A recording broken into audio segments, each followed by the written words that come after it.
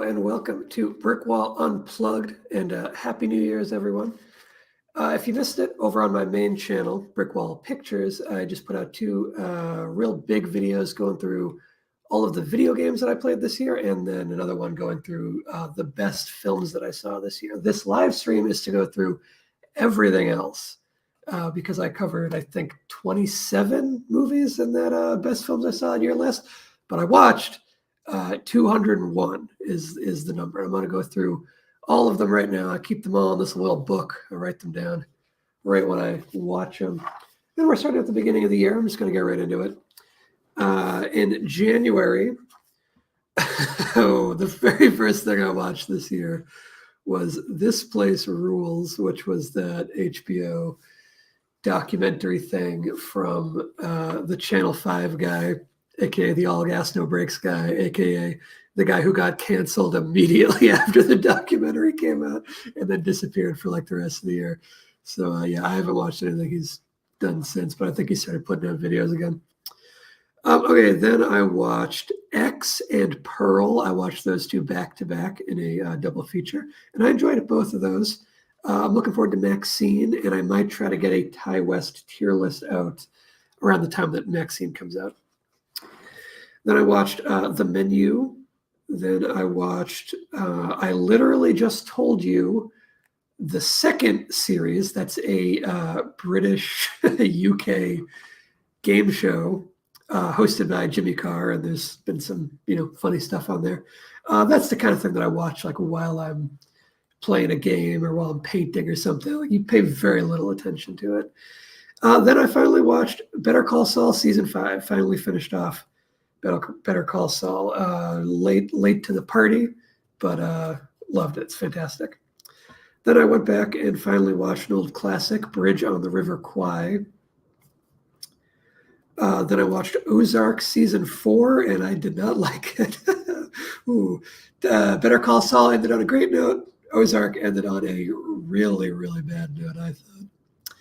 Okay, then I watched Black Mirror, the Ashley 2 episode, which was the last one I had to watch of the previous season.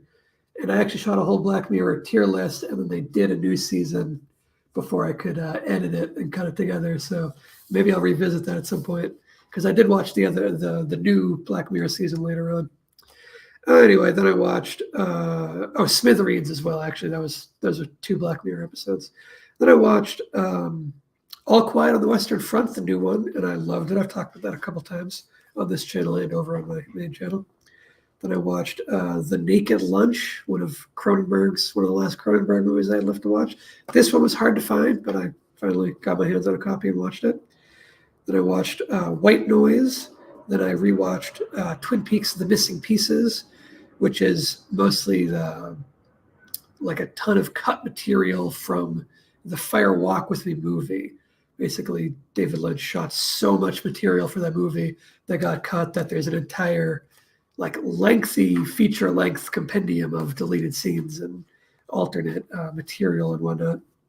And it's really good. It's fascinating if you love Twin Peaks. If you're new to Twin Peaks, obviously don't start there. That probably doesn't need to be said. Then I watched Sweet Home, which is a fun, obscure Japanese horror film. Then The Man Who Fell to Earth, to get my David Bowie fix, but unfortunately this didn't really live up to my expectations for it. Then I watched Ice Station Zebra, another old epic, I suppose. Maybe that one doesn't count as an epic, but from the director of The Great Escape. That was 17 titles in January. 5 of them were TV, which is possibly the most TV of any month of the year, because I don't watch nearly as much TV as I do films. But anyway, moving on to February. Started off with The Third Murder, which was a fun. That one actually made it onto my best of the year list. I think it's the first one so far. Actually, no. Oh, maybe. Whatever. Then I watched Round Midnight, an old jazz drama. Then I watched Men, a divisive horror film that I enjoyed a whole lot. Then I watched What Happened Was. That one was on my best of the year list. Finally saw The Talented Mr. Ripley. That was a big classic that I never got around to, or modern-ish classic. It was okay. I didn't think it was anything great. Then I watched Lone Wolf and Cub, Baby Cart at the River Styx, and loved it. I watched all of the sequels this year, too. Then I went to Minnie and Moskowitz, John Cassavetes, then the next Lone Wolf and Cub movie, which was Baby Cart to Hades.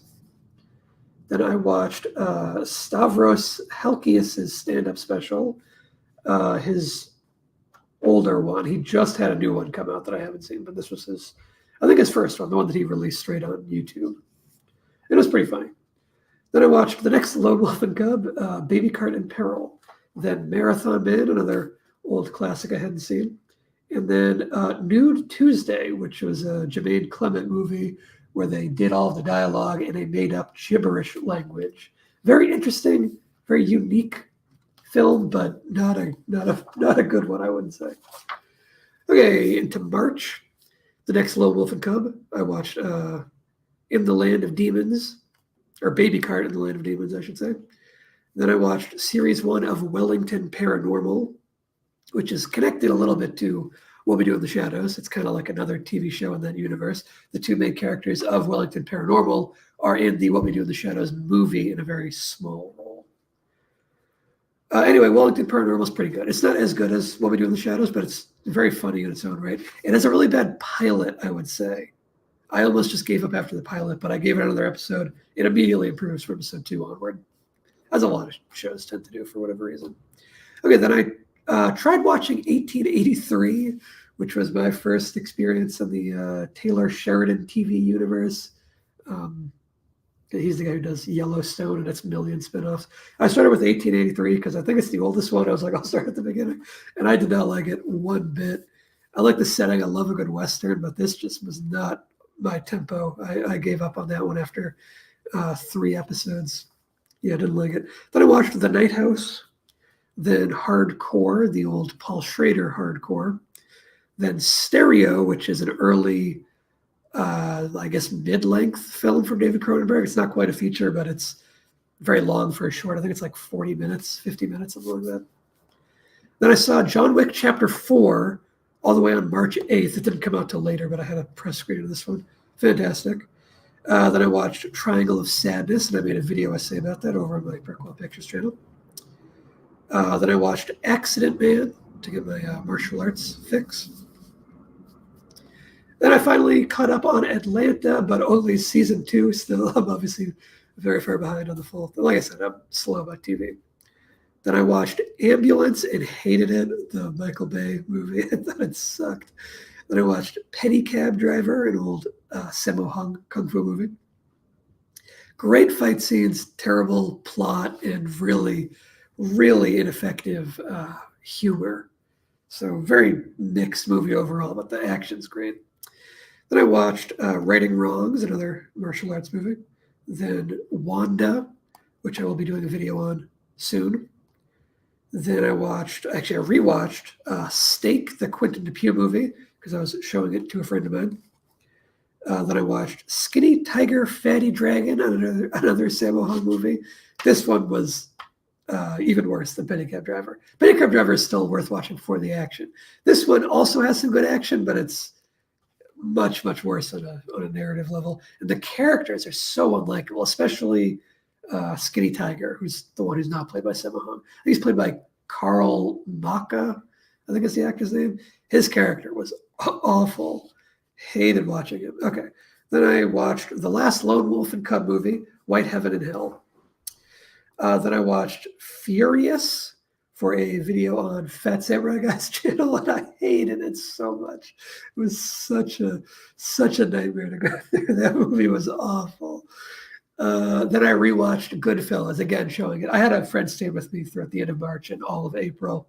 So I was showing him Steak and Goodfellas. It was his first time seeing that. It was my 10th time seeing Goodfellas. That's a perfect 10 out of 10, 100 out of 100 movie right there. Could watch it anytime. So that was 19 total titles. 3 were TV and 2 of them were rewatches, being Goodfellas and Steak. Okay, into April. April was kind of a short month, probably because I had a friend staying with me. We didn't watch a ton. Started off with a double feature of Killers and Terrifier 2, neither of which I enjoyed a whole lot. Killers was okay. Killers was pretty good, I guess. Terrifier 2 was close to being a really fun time, but I didn't really like it. Okay, then I watched Operation Mekong, which was a pretty forgettable action movie. Pretty generic military kind of, modern Chinese action movie. And yeah, not great. But I watched Yes, Madam, which was great to follow up Operation Mekong. Then I watched The Fabelmans, which was not great. It was okay. It was fine. I don't really dig on modern Spielberg. Then another rewatch, showing it to that friend again. Inland Empire. This was only my second time seeing Inland Empire, and I adored it. I loved it the first time too. And it, like a lot of Lynch's stuff, it got even better on rewatch somehow. Inland Empire, man, so good. Then I watched Speak No Evil, which I don't remember anything about. Oh, I do remember it. It was that Danish horror movie. I don't remember what it was. I was thinking of that When Evil Lurks movie. But I was like, I know I liked it more than my score that I wrote down here, which was a 38 for Speak No Evil, the Danish movie. Didn't like it. Then I watched The Endless, and I did like that one. That was my second Benson and Moorhead movie. Or no, this might have been the first one, actually. I think this was the first one of their movies that I saw, and then I watched another one later on in the year. Then I rewatched all of The Rehearsal in one sitting, like a big feature film. I watched The Rehearsal as it aired, episode by episode, and I had been wanting for a while to sit down and watch through the entire The Rehearsal as like a big movie. And I did that, and it was wonderful. So that was 9 total titles in April, 2 rewatches, those being Inland Empire and The Rehearsal. Okay, into May, I started off May with The Double Life of Veronique, which was excellent. Then I rewatched Grindhouse for the first time in a couple of years, and it held up wonderfully. I love that movie. Then I watched The Beyond with Joe Bob Briggs hosting it as part of his The Last Drive-In series on Shudder. Then I went into Popcorn, also with Joe Bob. I didn't really like that one so much. Then I watched Tar, a little late to the game, but catching up on it, and it was pretty good. I'm not as crazy about it as some people, but it was good. Then I watched Spider, the David Cronenberg movie. And it's fun to remember that Spider came out in the same year as Spider-Man, the first Spider-Man movie. What a coinkydink. Then I watched Better Call Saul season 6, finished it off. Kind of preluded earlier, but it ended excellently.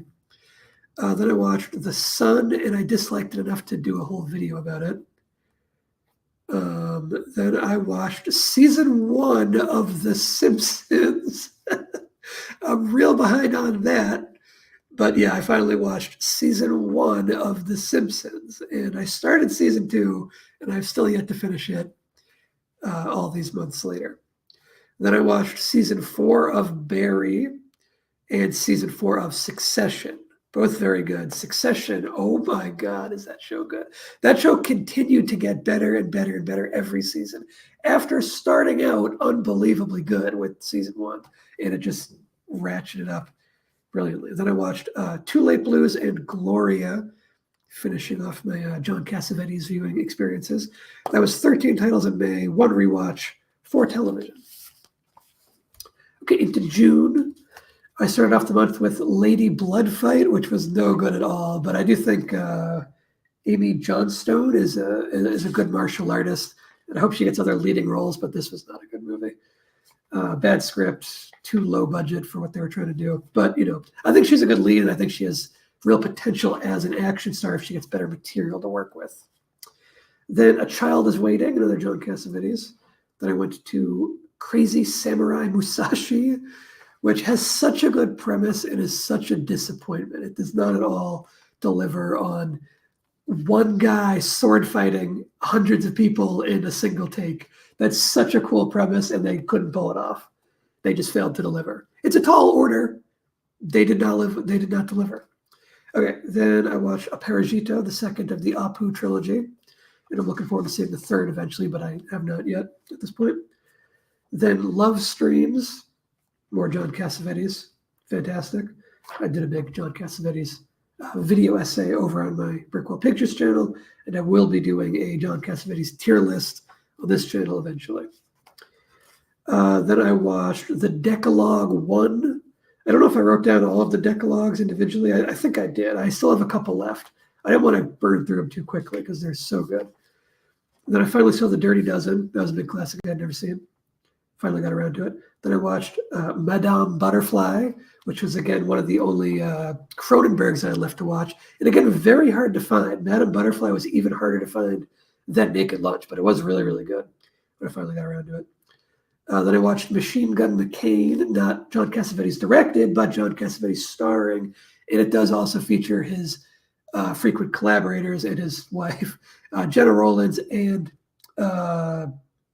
Peter Falk. They're both in it as well. Jenna Rollins is only in a very small role. And Peter Falk doesn't have any scenes with either of them.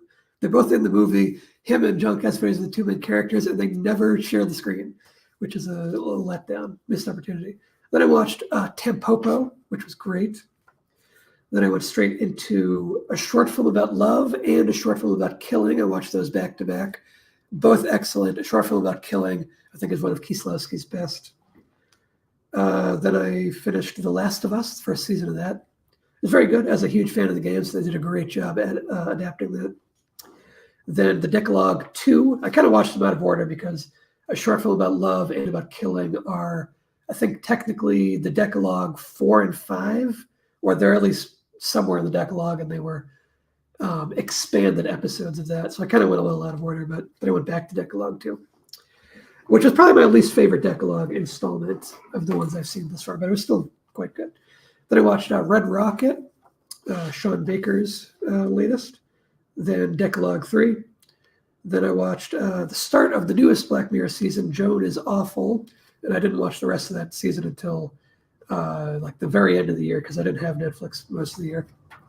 Then I watched Evil Dead Rise. Not a fan of that. It wasn't bad, but yeah, I didn't like it as much as a lot of people do, as a huge fan of the first two Evil Dead movies. Then I watched I did a double feature of Searching and Missing, and I liked those much more than I expected to. I went into those not expecting to like them very much. I put on the first one going, I don't know if I like this, and I liked it so much that I decided to spontaneously watch the second one right after. Then I watched Crimes of the Future, the original Crimes of the Future, aka David Cronenberg's first movie. It's real bad. It's not good. Then I watched Hidden Fortress, one of the Akira Kurosawa movies I hadn't seen. People ask for a Kurosawa tier list pretty regularly. I'm working on it. He's got a bunch of movies I still need to see. I want it to be a comprehensive list. So I finally caught up on Hidden Fortress. And he has a couple others that I still need to see or rewatch. Because a couple of those I saw in middle school or something, and I don't remember them well enough to rank them appropriately on a tier list. That was the end of June. I watched 22 titles in June. 2 of them were television, unless you want to count the Decalogue episodes, in which case I guess it was 5.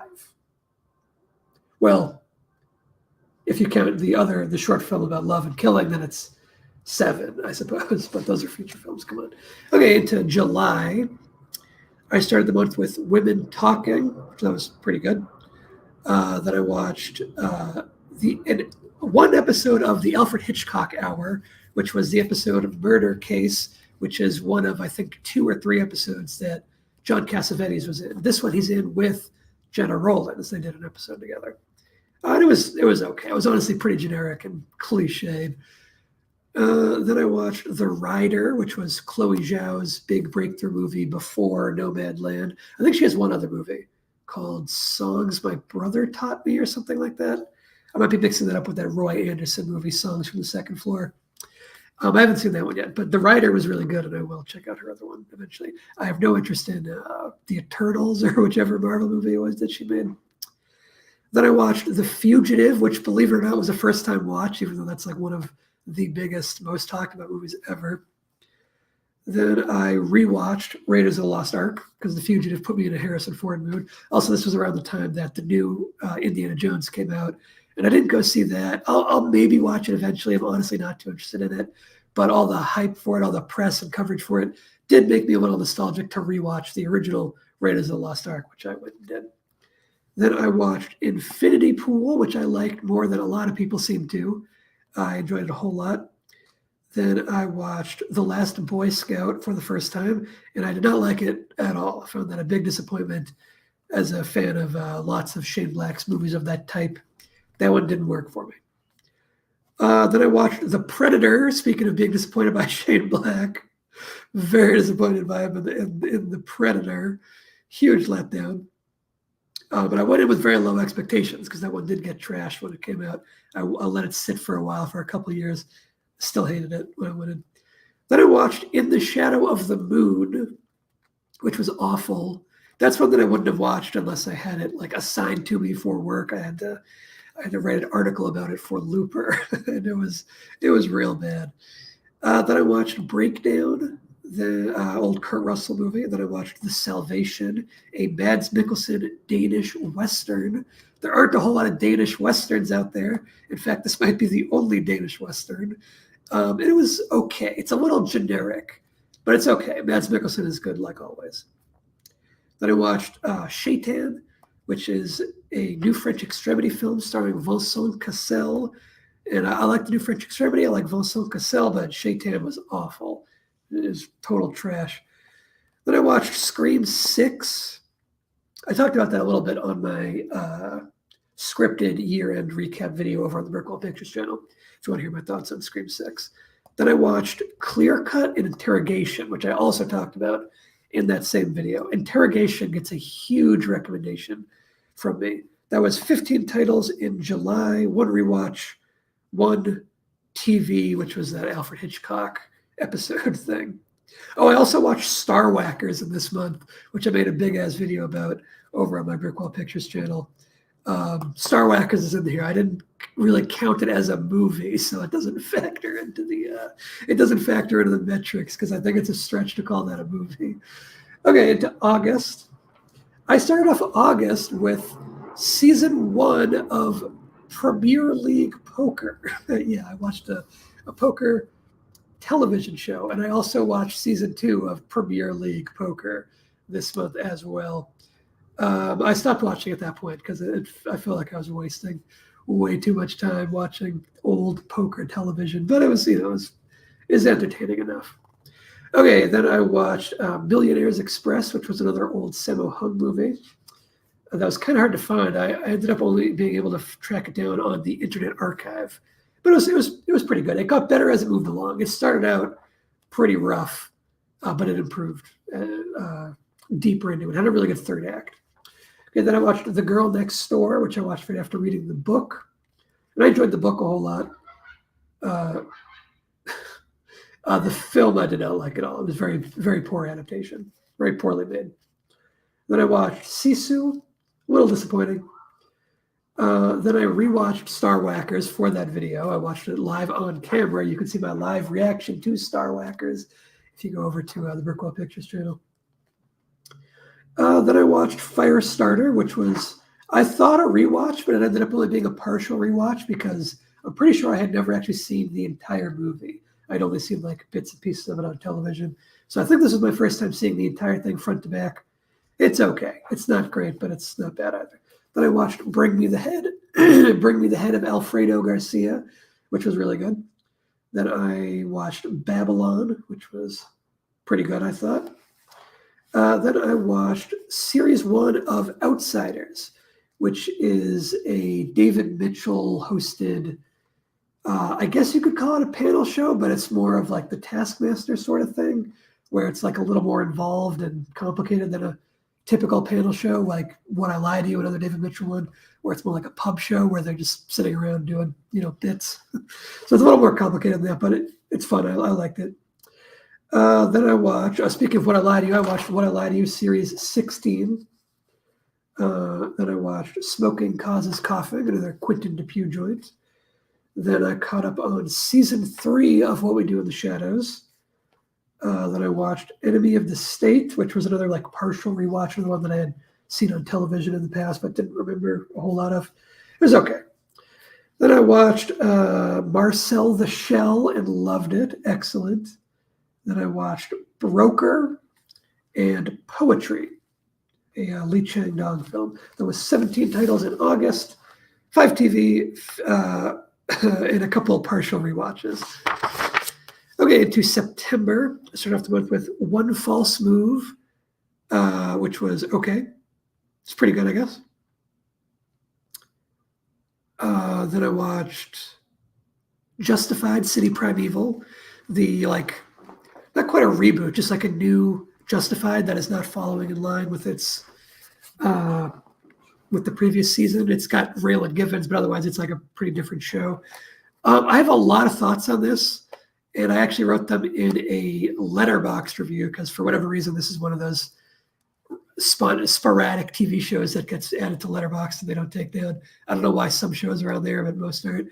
Anyway, I wrote a pretty lengthy thing about Justified City Primeval on there. If you want to follow me on there, it's Brickwall_. I couldn't get just Brickwall. I had to add the underscore over on Letterboxd if you want to hear my thoughts on Justified City Primeval. I like the original show a whole lot. Primeval was a very mixed bag. Then I watched series 2 of Outsiders. I think they've only done 2 so far, but I will watch a third one if they do a third one. Then I rewatched Army of Darkness. I like Army of Darkness, but for me, it's a big step down from the first 2 Evil Dead movies. Then I watched Citizen Ruth, which was, again, pretty hard to track down. It's what I'd been wanting to watch for quite a while, and it was quite good when I did see it. Then I watched Joe Bob Briggs hosting Tigers Are Not Afraid, which was a pretty good horror movie. Then I watched Nomads, which was really bad. It was the debut feature film of John McTiernan, who immediately afterward did Predator and Die Hard and like much better movies, but his first movie was real bad. Honestly, it's pretty well made. It's just a terrible screenplay, and it makes some really bad choices, like asking Pierce Brosnan to do a French accent for the whole movie that he is not capable of doing. Then I rewatched the Texas Chainsaw Massacre remake to be able to comment on it in my jump scare video essay that I did over on the main channel. Then I watched A Dangerous Method, again, rounding out my David Cronenberg experience. David Cronenberg tier list is coming soon. I still have one more David Cronenberg film to watch, which is Maps to the Stars. As soon as I watch that one, I will have then watched everything David Cronenberg has ever made. Well, not counting a couple, random short films, but all of his features and a couple shorts. Okay. Then I watched Night of the Demons, again, hosted by Joe Bob. And then Living Dead at the Manchester Morgue, hosted by Joe Bob. That one was, I'd seen it, not hosted by Joe Bob previously. That was 11 titles in September, 2 television, 3 rewatch. Then into October. October is all horror all the time. You could kind of see I was getting into it a little bit in September already. Lots of horror there. Anyway, I started off the month with Perfect Blue, which I can say is the first anime film that I really, really loved. I've only seen a couple other anime films. It's a blind spot for me. The other ones I saw, I did not really care for. Perfect Blue worked for me. Okay. Then I decided to watch all of the Friday the 13th movies that I had never seen. I'd seen a bunch of them, and I never bothered with a lot of the later sequels. I decided, okay, I'm just going to knock them all out real fast. So I watched Friday the 13th Part 5. It was bad. I watched Friday the 13th Part 6, and I said, wow, this is surprisingly really good. How is Part 6 better than like all of the other Friday the 13th movies? How did that happen? How do you get better all of a sudden on the 6th movie after a bunch of real shitty sequels in a row? Anyway, Part 6 is actually really good. I recommend that one. But then Part 7 went right back to being total shit. It was real bad. Then I watched the reboot thing. Oh, that's just called Friday the 13th, but isn't quite a remake. It's like a remake of parts 1, 2, and 3 all at once, but also kind of doing its own thing. And it wasn't that bad, honestly. It was better than some of the sequels, but still not good. Then I watched Resolution, my next Benson and Moorhead film. This one was their first one. I watched them out of order. Then I watched The Deep House, which has a really cool premise of an underwater found footage horror film. But I didn't like how it was executed. Didn't like the script. It's like you get such a cool premise and you do nothing with it. Disappointing. Then I watched Severance, not the TV show, but the old Christopher Smith, I think is his name. He's a horror filmmaker who's made a couple movies I really like. Severance was not one of them, though. I didn't enjoy this one. Then I watched Ichi the Killer, rewatch of that one. Fantastic, as always. Just as depraved, even when you know how sick and twisted it gets, it's still pretty shocking in a couple of moments. Then I watched the U.S. remake of Funny Games, which was a first-time watch, but I had seen the original Austrian version. I like both versions. I think they're both worth watching, but space them out. Don't do a back-to-back thing. It's not meant for that. And then I was in the Michelle Haneke mood, so I went straight into Benny's video, which was okay. It had a great first half and a pretty disappointing second half, but the first half is good enough for it to still be worth watching. Then I watched The Gift. There are a lot of movies called The Gift. The Gift is the one that Sam Raimi directed. It's about like a medium in the bayou, and a very, very strange movie. Then I watched Vinyan, which was a horror film from Belgian director Fabrice Devels, who I'm a fan of. I like that guy's style. He's kind of under the radar, I guess. He's made a bunch of movies that I've liked. I've enjoyed everything I've seen from him. And none of them are super talked about. Okay, then I watched Shivers, another early Cronenberg film. Then I saw Killers of the Flower Moon. I went to the theater to see this. Not on opening night, but on like the second or third night or whatever. Phenomenal. It's the best movie of 2023 by far, out of all the ones I've seen. And it's excellent. One of the best movies to be released in, the decade of all time. It's very, very good. It's very, very, very, very good. Then I watched The Innocents, which is a Swedish, I think, horror film. Maybe not Swedish, maybe it's Norwegian. And it's somewhere in like the Scandinavia area. It was okay. It was all right. Then I watched Horror Stories, which was a South Korean vignette horror film, kind of like VHS or whatever, but it was awful. Then I watched Ju-on the Curse and Ju-on the Curse 2, which, if you didn't know, precedes Ju-on the Grudge.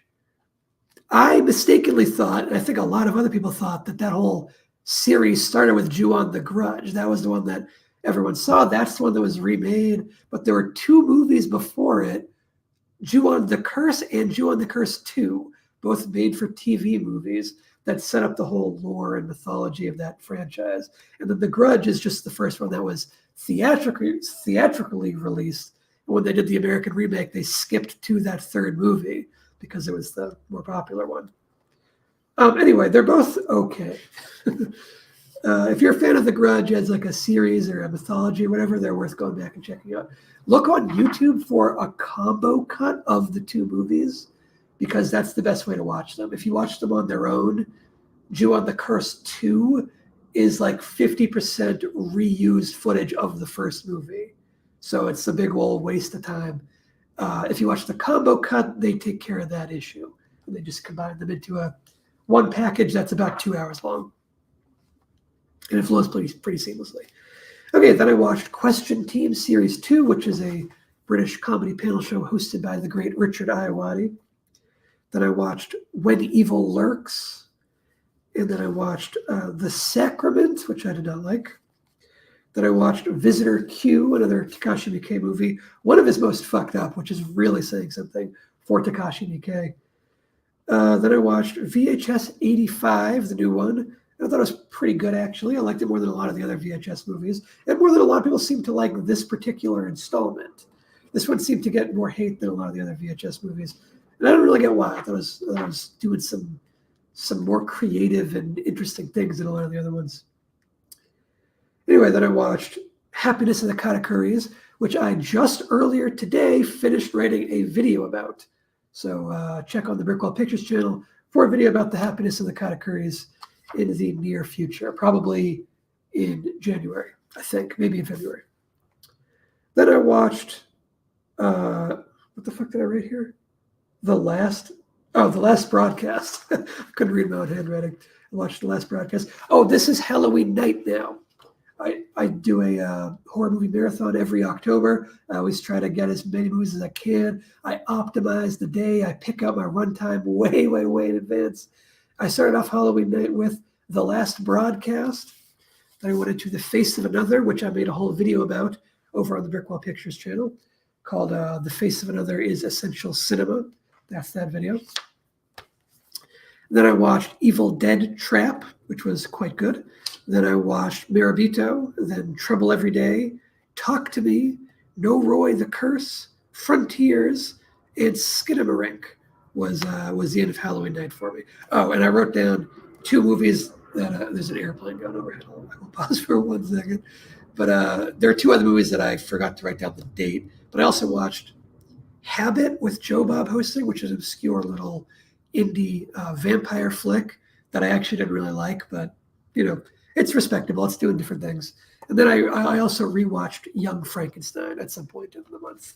That was 37 films in October. That's my most jam-packed month. Pretty much every year, that's my most jam-packed month. Okay, then in November, I had to take a little breather, and I had a very slim month in November. But I watched some real heavy hitters. I started off the month with The Human Condition 1, and then I watched The Human Condition 2 right afterwards. They are both a couple of the best movies I've ever seen. I almost went right into the third one, and I said, I don't want to spoil myself. If I watch 3 movies that good right in a row, whatever I watch next is just going to pale in comparison. I purposely went out of my way to watch something that had a really bad reputation next, so that something that's pretty good wouldn't be spoiled by comparison to the 2 Human Condition movies. So then I watched Crime Wave, which is like the movie that Sam Raimi and the Coen brothers collaborated on, and they've both kind of disowned it. Or at least Sam Raimi has. I don't know if the Coen brothers have even commented on it, but they co-wrote the screenplay with them. And it is awful. It's like confusingly bad. Really, really, really bad movie. But anyway, then I went right back to watching good stuff with Bulworth, which is a movie about Warren Beatty as a rapping politician, which sounds cringy as shit, but it's actually really good. It's surprisingly excellent. Then I watched Akira, the animated movie, the second Japanese anime film that I have really enjoyed. Again, it's excellent. Then I watched Some Like It Hot, the old Marilyn Monroe movie, which was actually a first-time watch. I'd never seen it. That's one of those big movies that was always on those list reaction videos that I was doing. Anytime I was like reacting to the, Letterboxd Top 250 or whatever, Some Like It Hot was always one of the big ones that I hadn't seen. I have now seen it, and I can confirm it's really, really good. Okay, then I watched The Nutty Professor, not the Eddie Murphy one, but actually the original, the old Jerry Lewis one. Then I watched The Killer, David Cronenberg's new The Killer. And what are you doing? I mean, I just call him David Cronenberg. David Fincher, I mean. I watched David Fincher's new movie, The Killer. It's really bad. I did not like it. It's one of the only Fincher movies I've ever given a negative score to. I didn't like it one bit. And then I rounded out the month with Moon Age Daydream, the David Bowie. I think I see it labeled as a documentary, but it's not really a documentary. It's closer to being like a concert film, but it's not that either. It's more like a sensory experience kind of thing, like a meditation on David Bowie, the figure and the persona. And it's fantastic. It's really good if you're a big David Bowie fan like I am. If you don't care about David Bowie or don't know who he is, don't go into it expecting it to be a documentary where you'll like learn about him and like grow to appreciate him. It's not that kind of thing. It's one for the fans, and it's really good at that. So that was 9 titles in November, much slimmer than the 37 in October. Okay, and into December, this month, the end of the year, I started off the month by going through all of those Wes Anderson shorts that hit Netflix. I restarted my Netflix account just for The Killer and all these Wes Anderson shorts. And so I went through The Swan, The Ratcatcher, The Wonderful Story of Henry Sugar, and Poison. I went through all of them right in a row. And they were all quite good. Some were better than others. My favorite of them is probably The Wonderful Story of Henry Sugar, which is the longest one, which probably contributes to why it feels the most rounded and most fleshed out. But then I would say probably The Swan was actually my second favorite, surprisingly enough. Then I tried watching Inside, not Bo Burnham's Inside, but I saw that when it came out. This was The Inside that starred Willem Dafoe as an art thief who gets locked up in a mansion. And I just thought this was total nonsense from front to back. I was like, why is he doing any of these things? And like, I did not like it. I did not like it one bit. Then, many months after it was topical and in theaters and stuff, I did the Barbenheimer double feature. Finally caught up on those. Also, after doing my 2023 recap video, these were two of the big 2023 movies I hadn't seen. I watched them after doing that video. But yeah, I finally watched Barbenheimer just at home, not like in a theater, but I did do the double feature and watch them back to back. I thought Oppenheimer was just okay, but I thought Barbie was really, really great. Then I caught up on Black Mirror. I watched the rest of the episodes of the new season. So Lock Henry, Maisie Day, Beyond the Sea, and Demon 79. And I didn't really care for any of them. The new Black Mirror season, oh, woof. Some of them were outright bad. Other ones were very painfully middle of the road mediocre. Then I finished catching up on Wes Anderson with Asteroid City. And I really liked it. I guess some people are tired of the Wes Anderson shtick at this point. They're tired of his aesthetic. It still works for me. Still very funny. And I feel like he is doing new things. Like he got extremely meta in an interesting way that he has never done before. And I appreciated that. Then I tried watching Violent Night. This was my one Christmas movie of the year. Tried watching Violent Night and I hated it so much. I gave up on it 30, 40 minutes in. I stuck around for the first couple of action sequences, hoping okay, at least the action will be good, right? But I hated the action too. It was full of people. It was well shot, I guess, but it was full of choreography where people were just doing shit that made no sense to do. The actual moves of the action, it was why would you do that? Anyway. And I hated the humor. None of the jokes worked for me. I hated the tone, hated everything about it. Okay, then I watched Reptile, and again, not good. This one was almost okay, but yeah, not good. Then I watched Extraction 2, and I actually liked that one quite a bit. Extremely generic, very, basic, unaspirational storytelling, extremely basic surface level characters. But the action in this is really, really good.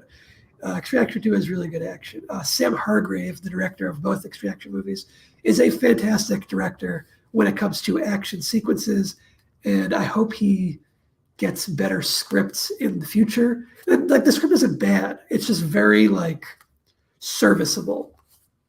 But yeah, I liked it well enough. Then I watched Stalker, my next big Tarkovsky movie that I've been going through slowly. I've been savoring Tarkovsky. I don't want to rush through Tarkovsky and run out. I've been going through them slowly. I still have a couple left too. I still have Solaris, and I still have Ivan's Childhood. And before I do a Tarkovsky tier list, I want to rewatch Andrei Rublev, which I have seen, but I want to rewatch it before I do my tier list. So I have 3 more to get to before I do my tier list. Okay, then I watched Life of Brian. I watched that one on Christmas. That was the one Monty Python movie I had never seen. So this was a first-time watch. I'd seen all the other Python movies. For whatever reason, I hadn't seen this one. So I said, okay, let me rectify that. And it is very funny. I think it's definitely one of their best. I think Holy Grail is probably still their best, but this is definitely at least second. It's been a long time since I saw Holy Grail. Okay, then I watched Rush, the Ron Howard one, because I was going to see Ferrari, and then I was just a little too lazy to go to the theater. I was like, I don't feel like going out. Let me watch Rush instead, because it's similar, racing stuff, and it sucked. I still haven't seen Ferrari, but I'll get around to Ferrari eventually. Then I watched The Attorney, which was another great Song Kang-ho performance, who I have a video about. My next video over at Brickwell Pictures is a video essay on Song Kang-ho as an actor, his chameleon acting abilities. And I also watched The Quiet Family. Again, Song Kang-ho's in it. And at the time of recording, it's the 31st right now. I might watch one more movie tonight or something before the end of the year. But at the time of recording, that's the last thing that I watched in 2023. So that was 20 titles in December. 4 were Black Mirror TV episodes.